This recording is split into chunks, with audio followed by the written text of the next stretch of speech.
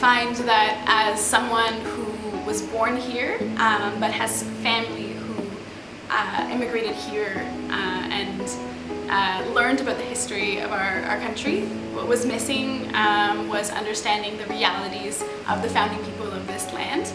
And it's really important for them to come together because many of the systems of racism, sexism, that are creating difficult living circumstances for newcomers are also part of the same problematic systems that oppress Indigenous people in our country. I think it's important to be honest and critical with myself because I do recognize that although I didn't live here for a long time, about 10 years, most of my adult or teenage life, coming back here and recognizing, that this is in fact a colonial state through my readings and benefiting from that. If I go back home and being who I am, I'm still expected to have, I'm duty bound more or less to go and see the youth and to tell them of my experiences and to steer them in the right way and how my work today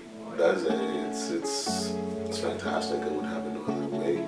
It was only when I left and lived in a different community in Northern Ontario that I, for the first time, made friends with Indigenous youth and Indigenous people. So it's really important to have opportunities for people to connect as human beings.